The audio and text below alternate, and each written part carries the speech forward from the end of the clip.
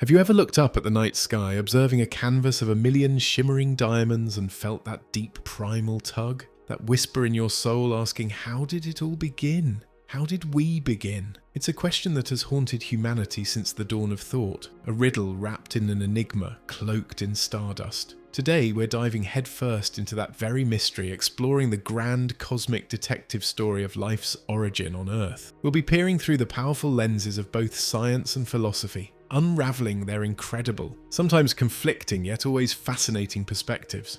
Let's get going, because the answers, or at least the journey to find them, might just change how you see everything. Part 1. The Great Divide: Science versus Speculation. For centuries, the question of life's beginning was largely the domain of philosophers and thinkers. Without the tools of modern science, their brilliant minds painted vivid pictures, often drawing from everyday observations and profound intuition. But then science burst onto the scene, bringing with it microscopes, complex experiments, and a relentless pursuit of empirical evidence. This created a fascinating tension: the bold, imaginative leaps of philosophy versus the meticulous step-by-step discoveries of science. It's not a battle, but rather a dynamic interplay, each offering unique insights into the colossal puzzle of existence. Part 2. Alchemist's Dream: From Rock to Ribosome.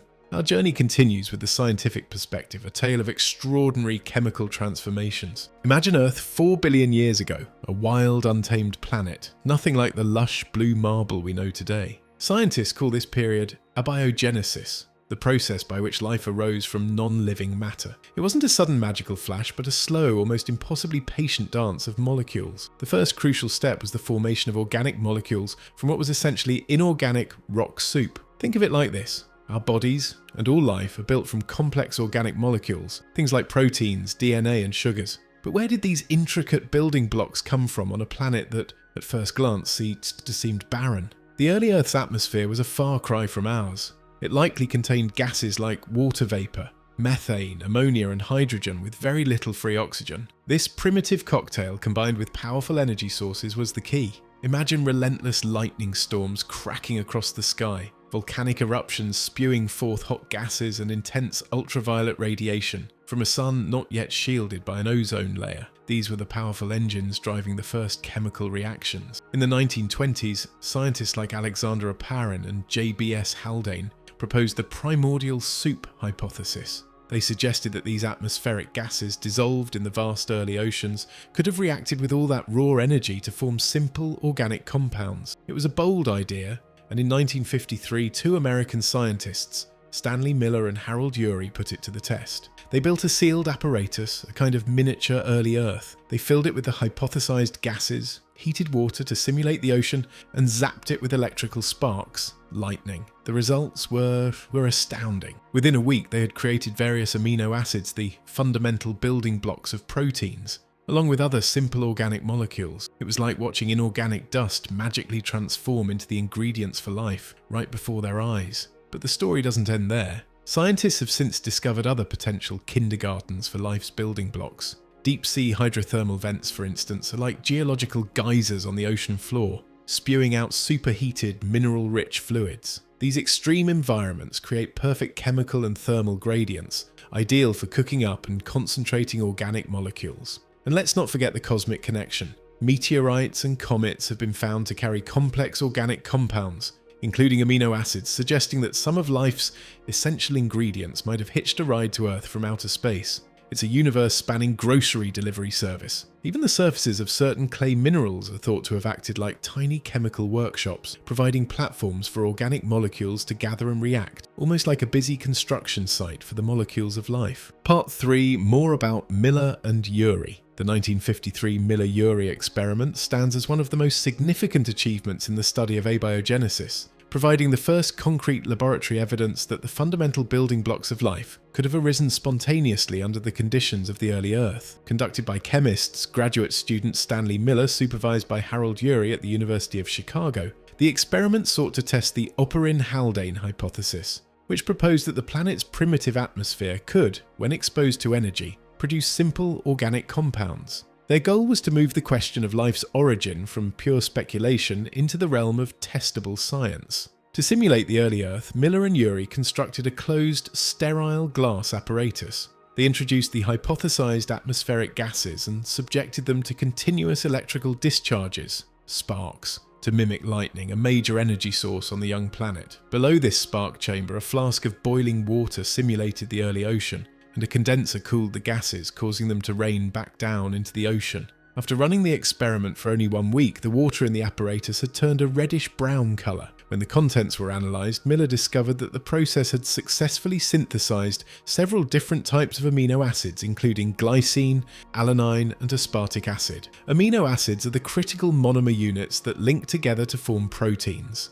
the essential workhorse molecules of all known life. The successful synthesis of amino acids demonstrated that the transition from inorganic material to organic material was chemically feasible under plausible early Earth conditions. While later research refined the model of the early atmosphere, suggesting it might have been less reducing than Miller and Urey assumed, subsequent experiments using modified gas mixtures have also successfully yielded amino acids and other crucial organic molecules such as sugars and components of nucleic acids. The Miller-Urey experiment remains a cornerstone of origin of life research, confirming that the basic ingredients for life are not unique to biology, but are instead a predictable outcome of universal chemistry. It laid the foundation for the scientific pursuit of abiogenesis, and highlighted that the path to life likely began with straightforward chemical reactions. Part 4.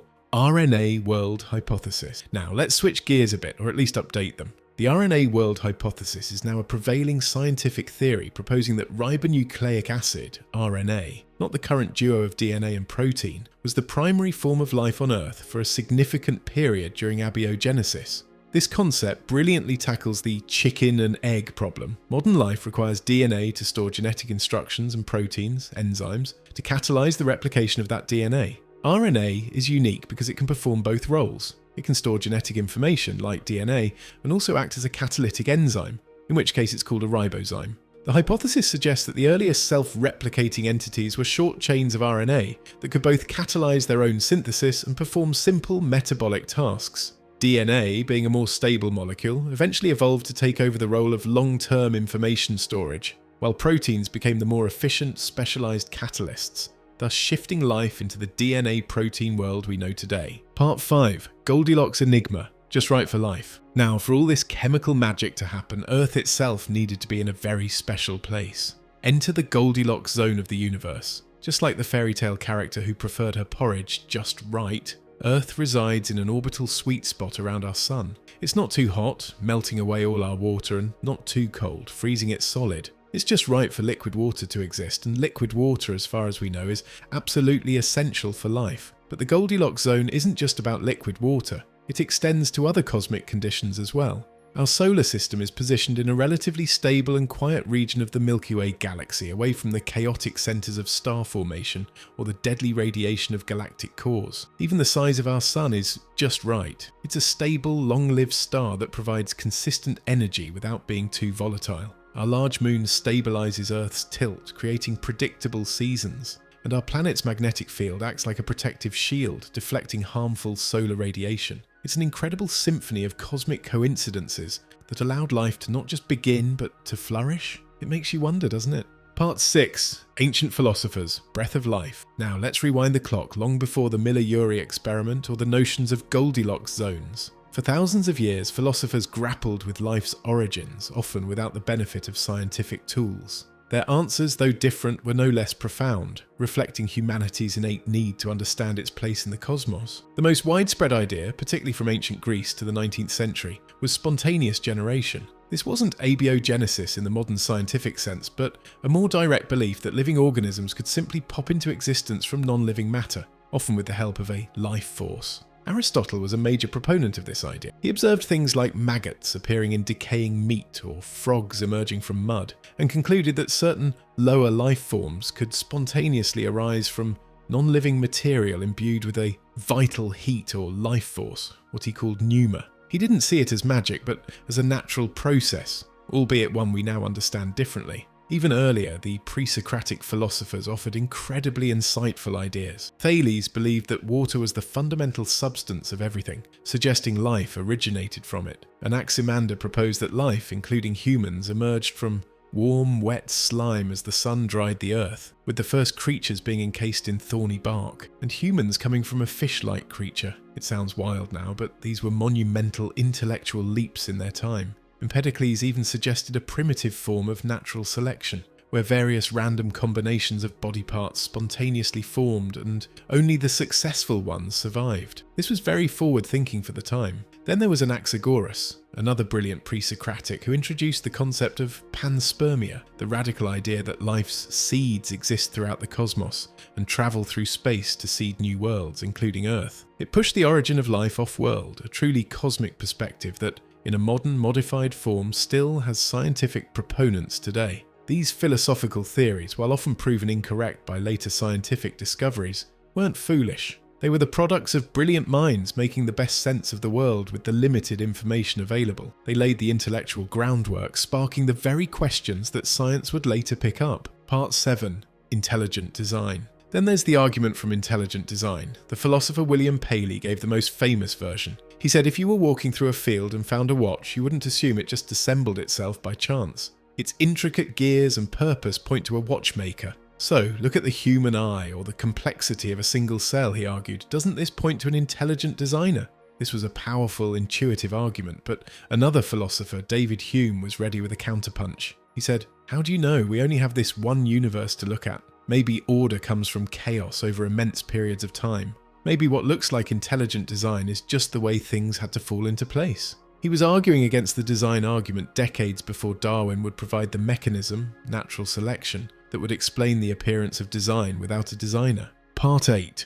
Path to Deeper Understanding. So, where does this grand exploration leave us? We've seen science meticulously piece together the chemical journey from the inorganic to the organic, painting a picture of a Goldilocks Earth perfectly positioned to foster this transformation. We've also glimpsed the sweeping, imaginative canvases painted by ancient philosophers who grappled with the same colossal questions using the tools of intuition and observation. However, the origin of life remains one of humanity's deepest mysteries, particularly when we consider the final, immense step, the emergence of consciousness. While science has successfully charted the path from simple organic molecules to the first single-celled life, the leap from that basic biology to the central nervous system, and ultimately, the self-aware human brain is profoundly unexplained. Natural selection alone doesn't fully account for how electrical and chemical signaling in a clump of cells gave rise to the subjective feeling of being, to self-awareness, emotions, and the ability to think. This is the hard problem of consciousness. We can map its neural activity, but we don't yet understand the physical mechanism by which subjective experience emerges from non-conscious matter, leaving a significant gap in the complete story of life's trajectory. Despite the incredible strides science has made in providing a robust framework for abiogenesis, missing pieces like the exact mechanism for RNA replication and protocell formation persist. This is where philosophy continues its vital work, asking profound questions about the nature of life itself, the meaning of our existence, and the implications of being cosmic dust that somehow learn to think and feel. This ongoing dialogue between science and philosophy is not a weakness. It is our greatest strength. It reminds us that truth is often found at the intersection of both. For the introspective mind, this journey is a constant invitation to keep exploring, to keep questioning, and to keep marveling at the sheer, breathtaking miracle of it all. Because in the end, understanding how life began might just be the first step in truly understanding ourselves going forward.